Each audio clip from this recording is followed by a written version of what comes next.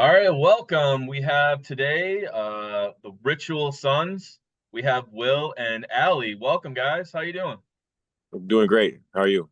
Good. I'm doing well. Welcome to the Rock Lansing interview with Ritual Sons.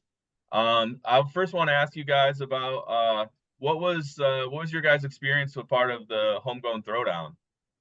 Well, we busted our behinds pushing some tickets. Honestly, we were grateful to even be in the finals.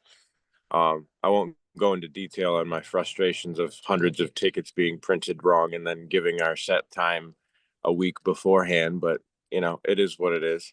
Yeah. Um, I am grateful to be a part of everything, and honestly, Mr. Denton on Doomsday, I had mad respect for. They put on a great show as well, and they're all really good people. So, um, Yeah, we're excited to play with them again. yeah, and even though we didn't necessarily win that aspect of it, like the amount of people that came up to us and like was like, where have you been, and like all of those things, and so it was really a really good experience, and we all had a lot of fun. Like honestly, that was one of the better crowds that we've played in a minute. And as far as like sound wise, I'm not disappointed on what we left on that stage. Like I'm proud of what we did just because we all brought 110%. So there's nothing really that I'm mad about as far as the homegrown throwdown, honestly. Yeah, and it's I mean, just the whole experience and exposure from it. I mean, there's always good things even though he didn't win. That's cool.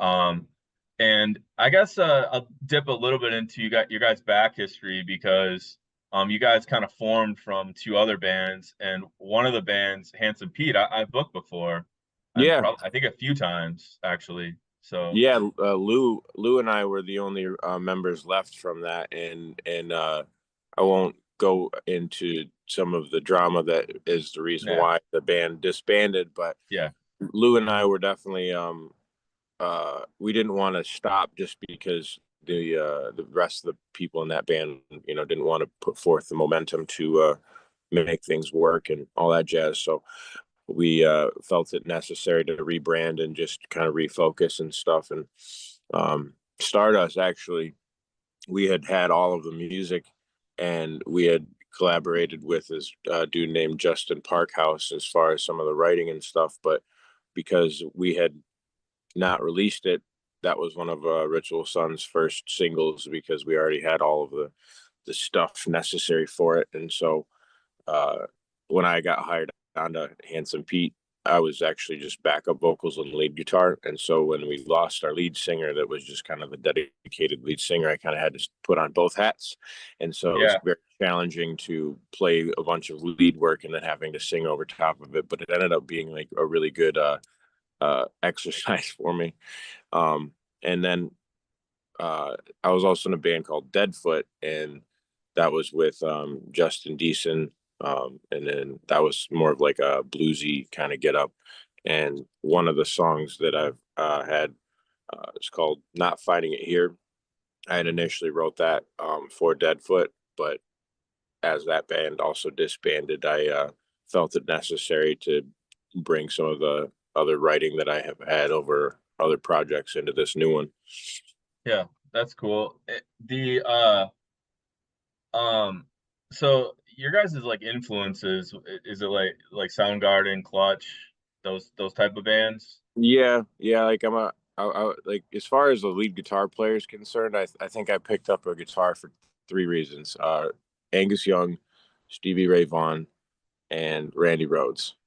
Those are my like guitar influences. And when I ended up being in a band where it was kind of funny, as when they were picking lead singers, they were like, "All right, we're gonna go around and sing the same song, and whoever's the best is gonna be the singer for the band." And this was like, I don't know, back in high school, and I sounded like doo doo.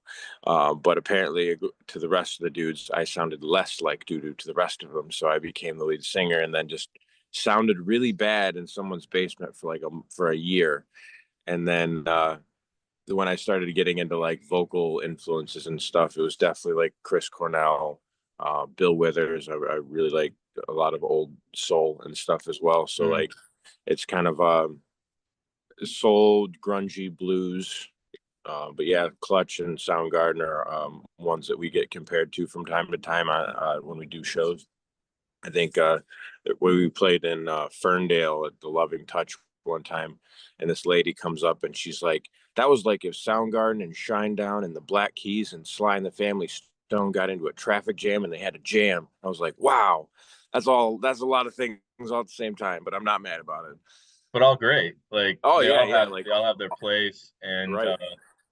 I think you guys fit on the bill for Rock Lansing like really well, Thank you. because Aaron Jones is along those lines. I mean, he is absolutely incredible guitar player. Yeah, I he's saw him great. last year Up Evil, and I was blown away by him. And I'm not always blown away by bands like just Yeah, but with like Crowbot and Any Given Sin and those type of bands on the bill too, that fits right in that like mantra of similar yeah, styles, I would say. yeah. Actually, I really dig Crowbot. Handsome Pete did a show with them at the Loft, actually. Um, and I was at that show. Yeah.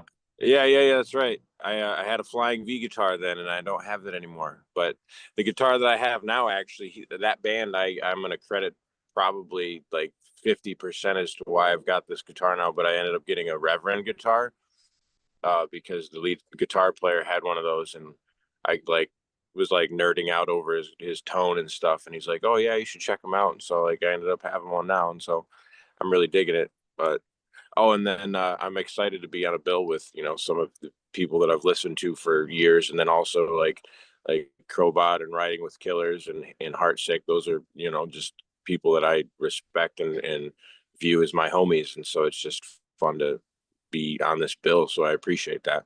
Yeah, I mean, Taylor is just an awesome dude, and the first album, Riding Killer, start to finish, it's just great. Yeah, And it's a I'm great piece excited of to music. I'm excited to see what they're gonna roll out for their second album. I think they're in the works of working on it now. But Yeah.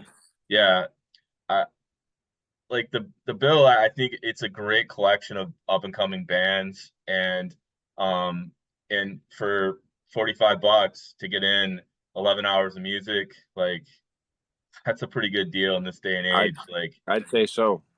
I'd so certainly say so. we're trying to do value in because in the ever expensive of everything going up, like inflation and all that stuff, like we're trying to do something that is fair. And I mean, I loved growing up going to Ozfest and doing all of those things and getting to see so many bands over the years. And it's really cool in just seeing different stuff and bands that maybe that day you going into you didn't like or didn't know, but you leave there a fan. And I always think that's really cool. And I Oh always yeah. try to uh, I always try to, just put a lineup together that's like, yeah, there's, some good bands here that can play and put on great live shows. I mean, that's really what it's all about, in my Hmm. opinion.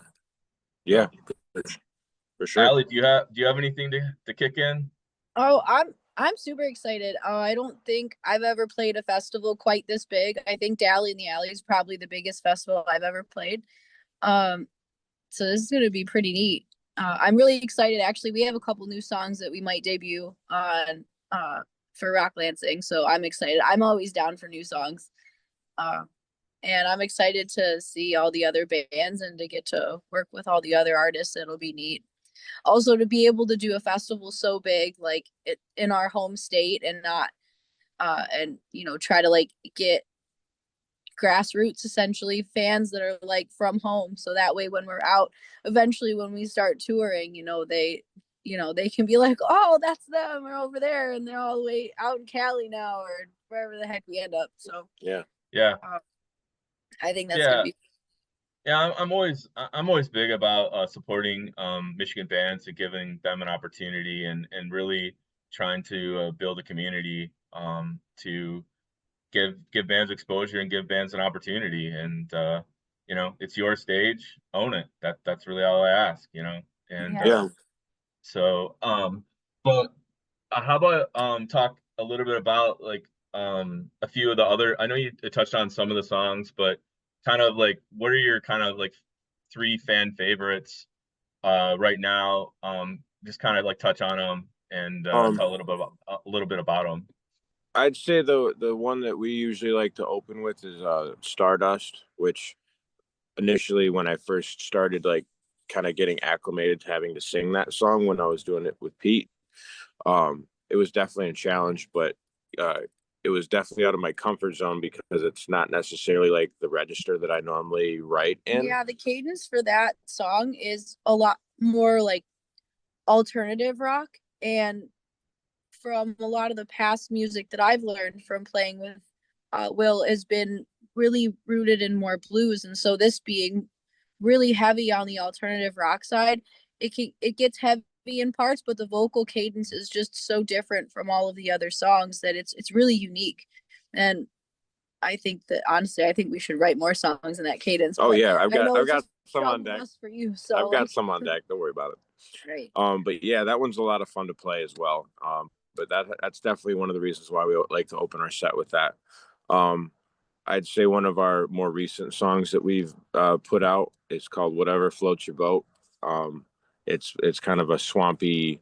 It's modeled after a traditional like blues format, but I actually played it when I did this duo act once with Justin when we were doing the Deadfoot stuff, and I debuted that song in Memphis at the blues competition. A lot of people seemed to like that, and so when I came back home, I like wanted to readapt it for the full band, and that one's a lot of fun. It's a short song, but it kind of dissects the whole phrase "whatever floats your boat" because like I've never owned a boat, so I I it heard was a they're combination. expensive. They're money Yeah, they're pits. very. I mean, upkeep, man. That's Yeah, some dollar bills, man. yeah, But it's kind of a flip on that phrase, but also like talking about like just kind of getting through the day, no matter what. Like sometimes you just wake up and you just get curveball after curveball, and you're just like, yeah. man, I'm just gonna keep pushing through, man. So that one definitely means a lot to me.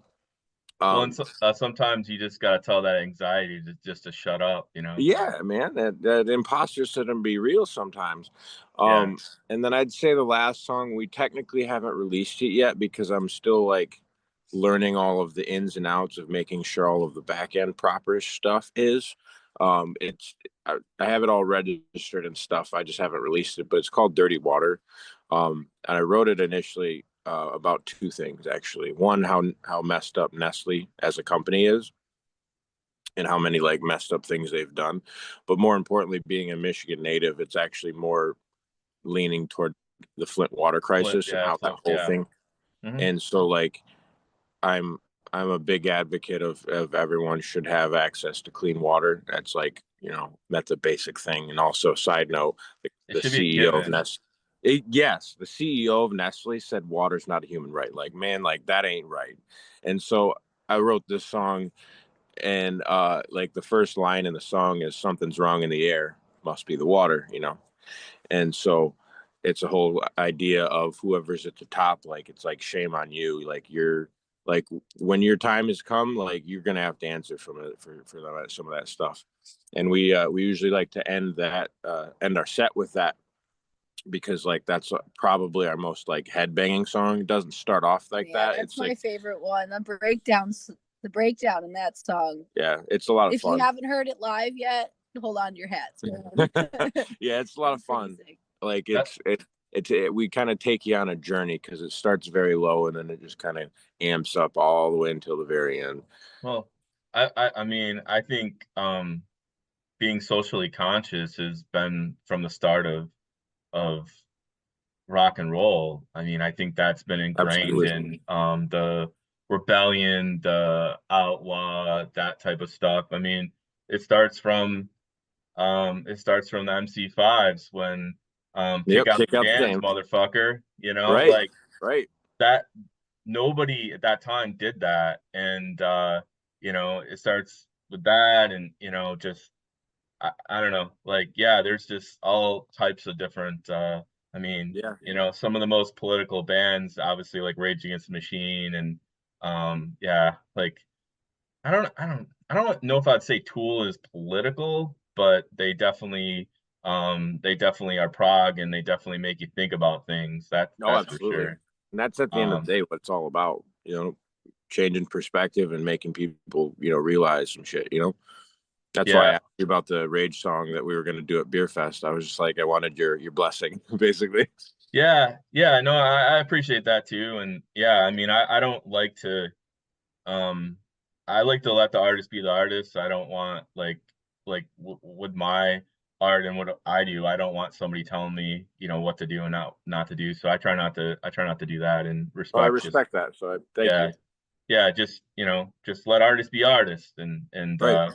and stuff like that. But yeah, I mean, it's that's really cool. I can't wait to I can't I actually haven't seen you guys live, so I'm actually excited too, because every time that the homegrown throwdown, we had another event that we were running, so it just kind of fell that way. But that sounds like a killer song to finish with and stuff. um and what other songs that you kind of like will fit you guys will play on your set list? There's this one song that I've had written for quite some time. It's called Whiskey. It's kind of like this like Southern rock meets grunge type vibe. But Love that. kind of I'm a big fan of that genre. But it's derived from like when I was a kid and a teen. I lived in a household where there was various abuse and stuff, Hmm. and alcohol was the main catalyst at the time. And so my dad, he's no longer with us, but he kind of had like a Dr. Jekyll, Mr. Hyde thing.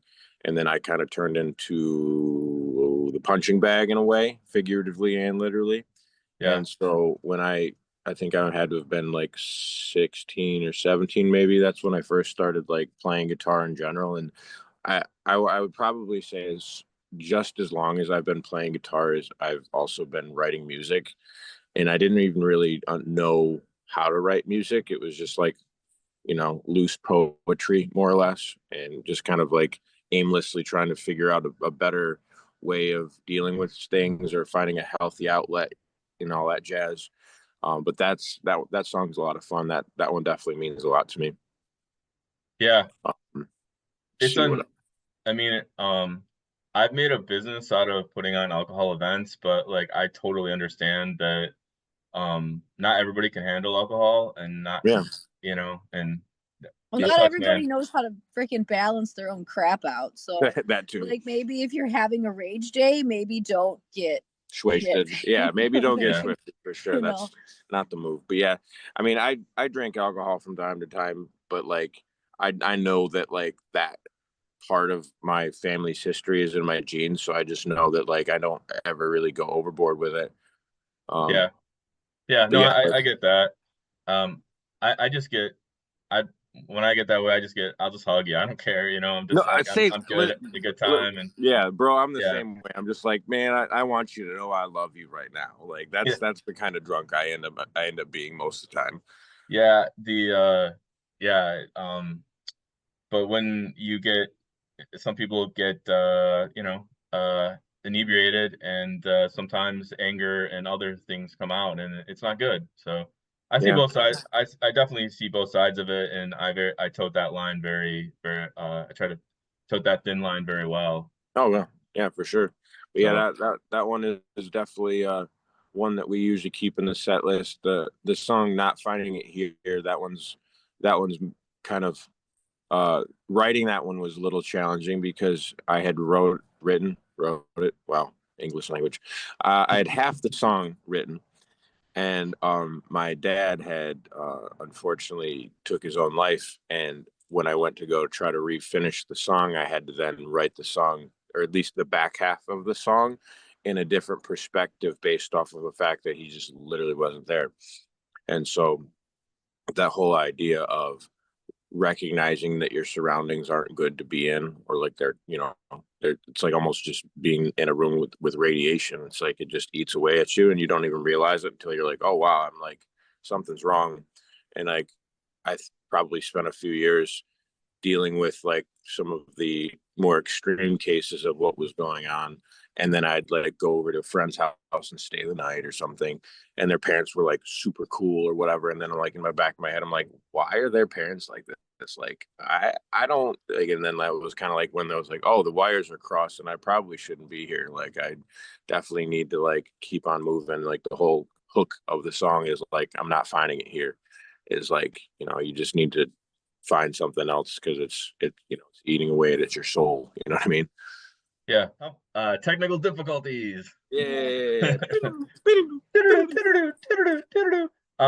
But yeah, I mean, I think as you get older, you get more self-aware and you're aware of the situation you grew up in, and um, you try to not take on bad habits. And I think I'm 42 now, so there's definitely challenges from my childhood too, and but as you kind of are more self-aware of what's going on and what trauma you have because of that, um, you can I feel like you can help kind of control that or manage that more, and Yeah. hopefully over time some of that goes away. But sometimes stuff that happens in your family you never fully get over. It just is what it is, and it's tough. Yeah. You just find better ways of dealing with it, really.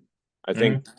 I think when I was like briefly touching back on the influences and stuff, uh, I think I wore out like 3 or 4 of those Walkmans off of the first Audio Slave album, the second Linkin Park album, the Meteora, and then I think ACDC's Back in Black. But like those first 2 albums really like kept me alive initially before I started really playing music. So like the fact that both of them died the same year that my dad did what he did to himself, that year was like such a mind fuck, honestly. Like You having, mean Chris Cornell and yeah, and Chester, yeah, like yeah, they both died very honestly tragically, and so it was just weird to have like the people that kept me alive during those years of abuse, and then also the abuser, all within the same year, and like it was just that probably took me a few years to like get past. I guess it was a little bit easier to deal with just having like the outlet of music, but like the reason why I'm even bringing it up is just like I have almost this like I feel like I have a moral obligation to give back to the universe because like they had me when I didn't realize I didn't even have myself. Does that make sense? yeah. It And does. so like that's one of the driving reasons why we do what we do. Like music brings all backgrounds together. Like two people that would never talk to each other ever in their whole life would never say a damn thing to each other in passing, but they can headbang right next to each other and we completely Yeah, forget all that shit. And like that to me is so profound, and like that's what it's all about. yeah. I look for me like definitely music's had a huge impact on my life, and I don't know if I would be here if it wasn't for music. I mean, Same. um, you know, I um I went to my brother's visitation on my 23rd birthday. So he got in a car accident and passed away. And Sorry to hear that. um yeah, it's rough, man. It was rough. It at the time, like I don't know, it's close to almost 20 years now, but like yeah, it's like it's tough. And but like music has always kind of been there to kind of like get you through it. And Mm-hmm. it's been a huge part of my life. And I've just loved going to concerts. I mean, I've probably been to 200 plus 300 shows. Like, so yeah, Yeah. definitely, Chris Cornell passing, that took me through a loop. I'm a huge Yeah. Audio Slave, Soundgarden. I felt pretty fortunate that I got to see Soundgarden That, and Audio Slave live. that's so Um, cool. yeah, and obviously it was just incredible. I believe That you. you look at their first two albums, I mean, they're just fantastic. Front to back is just a piece of is Yeah, a masterpiece, honestly. yeah, I think so. At the time, you just didn't know. You're like, okay, this is pretty good, but like as time goes on, you're like, wow, this is like really amazing. Yeah. But like time has a way of doing that, like making things better, and maybe some stuff nowadays not as popular as it once was. But yeah, I mean, Audioslave and yeah, Chester. I think that Chester played a song at Chris Cornell's funeral, which is kind of weird. Yeah, And yeah, then you kind of listen to some of Linkin Park's music, and a lot of it is about depression yeah, and mental struggles and mental illness, and then you're like, okay, the warning signs were there, but yeah, um, sometimes also people are good at hiding that yeah, too. So, absolutely. but yeah, I mean, I've always loved those bands, and I love standing up for a cause and standing up for mental illness, because I mean, like, I have ADHD, like I have challenges daily of just emotional challenges that Oh yeah, yeah, we you both got do. yeah, you got to work through. And Adderall is fine, but like it only does so much. Like, you have to Right. kind of figure out how to manage your stuff and tell that anxiety just to shut the fuck up. So, Yep. Sometimes it so, be like that. in so many words, yeah. So, but yeah, so I guess this is end. Let's talk a little bit about Rock Lansing.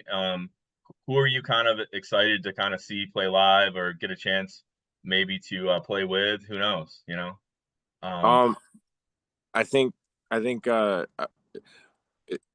Bad Flower was pretty cool. Unfortunately they backed out. Like Handsome Pete got to meet him when we were doing this radio convention in Vegas. Really cool guys. I figured it was a bunch of something like bureaucratic reasons as to why they had to drop out. But um, Allie and I are most definitely familiar with Saliva. That is pretty sweet that they're going to be there. But yeah, like I said, I'm big fan of riding with Killers and being able to be on the same bill with them again. We did Arts Beats and Eats with them. Put on a great show as well. Uh, Adelitas Way is pretty cool. I haven't got to see them in quite some time. I think I caught one of their shows at Royal Oak with like Alter Bridge and Blackstone Cherry, I think. yeah, They I like really, Alter really, Bridge. yeah, Blackstone's good too.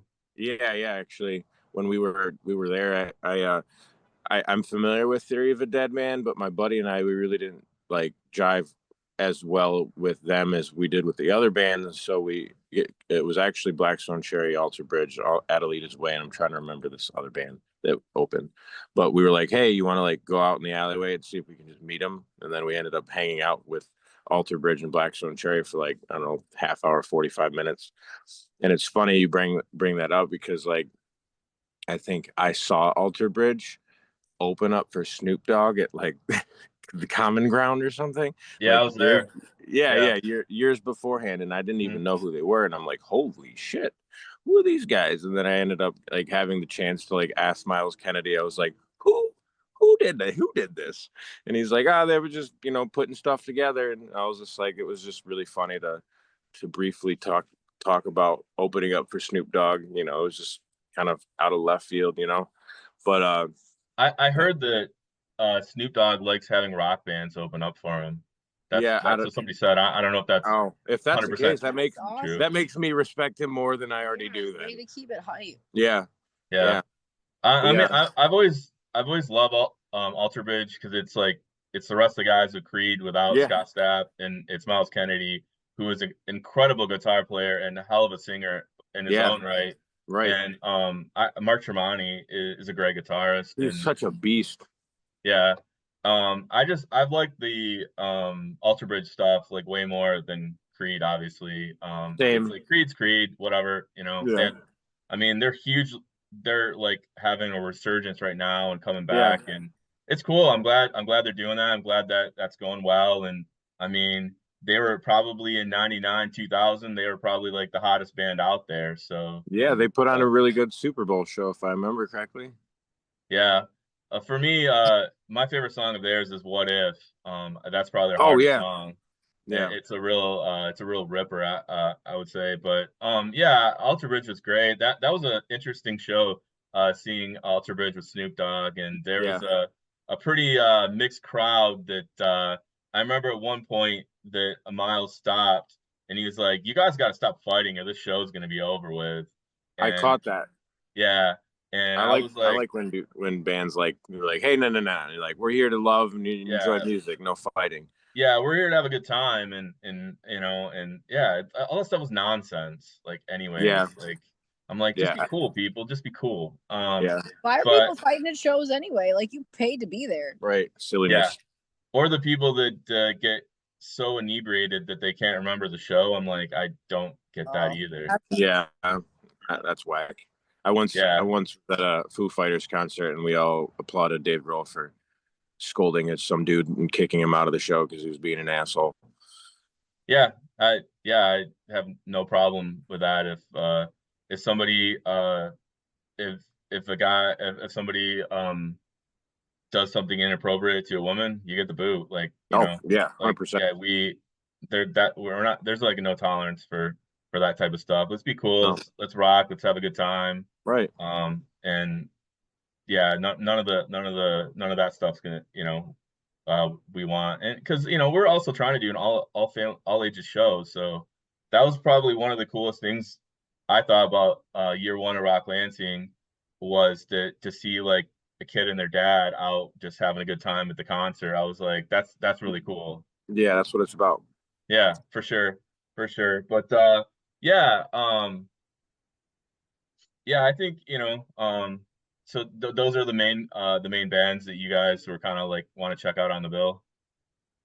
Yeah, I don't think I'm familiar. And actually, I think I've seen some stuff from Any Given Sin. They're going to be there, right? Yeah, Yeah, yep, they're pretty cool as well. It's funny that the opening band is the School of Rock. So I think like maybe 2 or 3 years ago, I taught maybe like 7 or 8 of their students when I briefly worked there for a minute. So that's cool. it'll be good to see John and the rest of the school. Yeah, I feel like the lineup, there's a lot of synchronicity, and I think that's cool because just to have a bill that kind of flows, um, it's just better. I feel like, and stuff. So, but Yeah, yeah, I'm definitely pumped to have you guys on the bill, and yeah, we're pumped. I appreciate the time today, and talking about a little bit of everything. Yeah, But I appreciate it. And if you guys want to catch Ritual Sons, it's May 10th, Rock Lansing, and hope to see you out there.